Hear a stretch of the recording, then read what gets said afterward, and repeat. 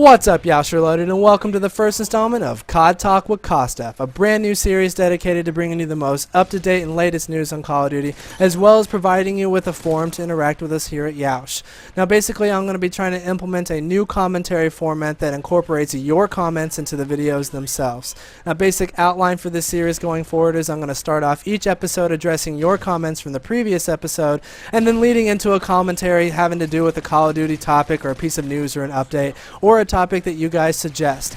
I'm going to be really dependent on your comments for this series. I want to hear all your opinions, thoughts, and ideas on absolutely every topic I cover. I want to use this series to really get involved with the Call of Duty community, and I don't want to make this just another Call of Duty commentary series. I want to make this a discussion. I'm going to use my thoughts and my opinions for a foundation for the videos, but I'm also going to dive in and analyze all your comments and try to compare and contrast absolutely like the different facets and different ideas everyone has about Call of Duty. I really want to make this a well-rounded experience for Call of Duty commentaries. But let's go ahead and get into the gameplay. It was submitted by a guy named DarrkGeneral from the Amp Clan. This guy is a freaking beast. He gets 3 Moabs on Dome, which is just retarded. And it really reminds me of an action hero because he doesn't even call them in. It's like the badasses in the movies who walk away from the huge explosions. He gets 3 Moabs, doesn't call them in. If I got 2 Moabs on Dome, I'd be flipping out. So just give him props. There'll be a link to his channel on the bottom. Definitely go check them out. They post some of the most entertaining Moabs on YouTube. Now, I'd also like to take a second to introduce myself so you guys can kind of get to know me, of this person that you're going to be discussing all this Call of Duty with. I'm a brand new director here at Yeousch. I joined them about 2 or 3 months ago. I'm a commentator / editor. I really mainly do Let's Plays of various video games. I definitely started with Call of Duty editing. I made some montages. You might have seen my Ascend montage on Yeousch Main. But I was really surprised when Gnarly Rick asked me to join him on Moab Mondays, and after we did a couple episodes of that, they asked me back on Yeousch Reloaded to host my own series. So I'd like to thank all the guys at Yeousch and Yeousch Reloaded for giving me this opportunity. But enough about that. Let's get into the commentary portion of this episode.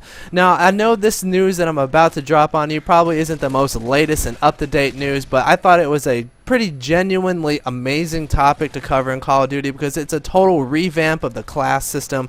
And yes, I'm talking about the 10-point allocation class system that Black Ops 2 is going to be incorporating into Call of Duty. Now, this is a quantum leap from the slot-based class system that traditionally has dominated the Call of Duty series. And as you know, you had a primary weapon slot, a secondary weapon slot, 2 slots for equipment, and then 3 slots for perks. Now, I'm actually really proud of Treyarch for this. They're always making completely the most innovative changes in Call of Duty. They made some huge jumps in Black Ops, and they're making some even bigger jumps in Black Ops 2. I really want to hear your opinions and your thoughts about this. A lot of people I've seen on YouTube have commentated already about this 10-point allocation system, have just been totally against it or pretty negative about the idea. But really, I'm really excited. I think it's going to enable players to really take advantage of the things that are available to them and really maximize their effectiveness in their any given playing style, because there are many different playing styles to Call of Duty.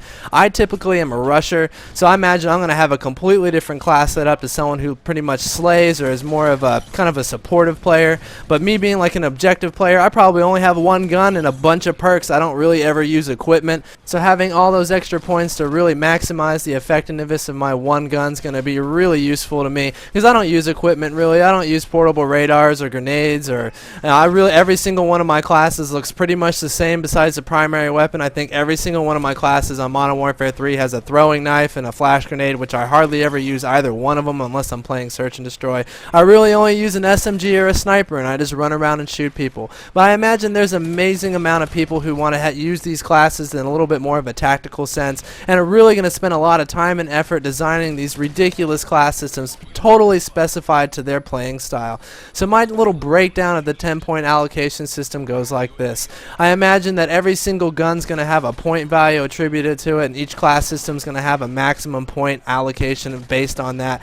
So basically, you know, the more powerful guns will have a higher point value, the less powerful guns will have a little less of a point value. I don't know what they're going to do with perks. I would think they would have a high point value, because I find them one of the most useful things in Call of Duty. To me, I kind of use all the guns. guns. You know, I only ever use one at a time, but you know, I pretty much find most of them all have their little aspects that make them different, but they're pretty much all effective, minus a couple here and there. So I imagine that they're really going to spend a lot of points on, you know, maybe equipment and your perks, where your guns are just going to be kind of like a sliding scale going down from really powerful weapons down to the less effective weapons that are, you know, a little harder to use. So I'm really excited to see how they're going to mix it all up. Now personally, my class is probably going to look like this. I'm going to have one SMG or one sniper and a bunch of perks. I'm not going to have any equipment. I'm really not going to I'm going to have a bunch of proficiencies on that gun. Hell, I might not have any perks. I might just have a gun and a bunch of proficiencies. That would be totally fine with me. But that's me being an objective player that just likes to run around. I die a lot. I'm not going to even kid you. I just mainly go for the objective. It's all about the win for me.